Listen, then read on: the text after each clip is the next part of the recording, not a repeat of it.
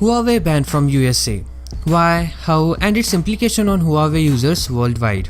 And why none of the other Chinese brands were affected, and can they fight back, and lot more will be covered in this video, so stay tuned.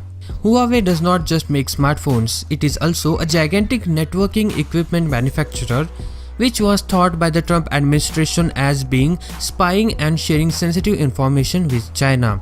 There is no substantial proof of that ever being done, but the Chinese law clearly states that if you are a Chinese company, then you have to give users information to the Chinese government when asked. This forced US to ban Huawei in USA. And finally, on Friday, US companies were banned from doing business with Huawei. Now what does it mean by getting banned? It means that they are not supposed to use any hardware or software from American companies, like from Google, Qualcomm, Broadcom, Intel, Microsoft. With Huawei cut off from US technology, exactly how hard will it be for the company to continue to make smartphones? Let's begin with Google. No Google is equal to no Play Store, no major OS updates along with security patch, no Google Play services. These collectively make Android along with Core OS, that is AOSP.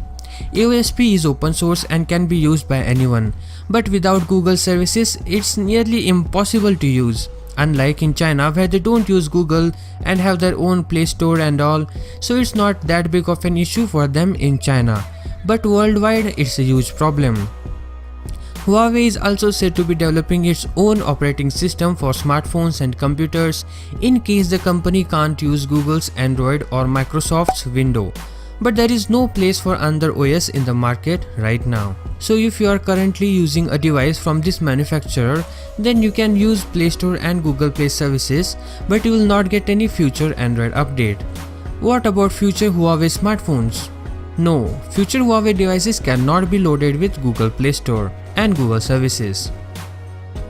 US officials have issued a 90 days reprieve on their ban on dealing with Chinese tech giant Huawei, saying breathing space was needed to avoid huge disruption. So if everything is sorted out in these 90 days, it's well and good, but if not, then these phones will never receive updates and Huawei would never use other US companies' technology. So we have to wait 90 days. Until then, your smartphone will receive updates. Now coming to hardware. Huawei built their own processor for smartphones, which is popularly known as HiSilicon. But to build a chipset there are many layers, and the most important one is the architecture or the design of the chip. The Huawei uses ARM architecture, ARM. ARM is based in the UK and owned by the Japanese SoftBank group. So how does this ban get affected? Yes, ARM is UK originated, but some of its tech is US originated. Hence, they would need to comply with them. And hence ARM cuts its tie with Huawei and Honor as well. Technically, Android only supports two architecture. They are Intel's x86 architecture and ARM's architecture. Intel already cancelled their partnership with Huawei if you are wondering, and now ARM joined in that too. Coming to cameras, Sony, which is the leading camera supplier for smartphones, Huawei uses Sony sensor for all four of its cameras, the 40 megapixel main camera, the 20 megapixel wide angle lens and time of flight camera, and even the 5x super zoom lens.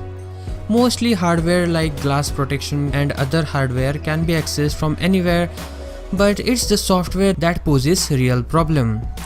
Also, Huawei manufactures computers and it uses Microsoft, which has also cut its ties. Not just that, there are also services like Facebook, Twitter, Netflix which are also based on USA, so software pose a real threat to Huawei. Now these are literally horrible news for Huawei. I personally like Huawei and the competition it provides and brings new innovation like Huawei's folding phone. It's the second largest smartphone manufacturer in the world. If Huawei loses the competition, then the overall development might suffer. So personally I think China should settle these differences and also this spy issue. And I recommend don't buy Huawei smartphones for time being, wait few days and then let's see what happens. Share your comments and I will see you tomorrow. Peace out.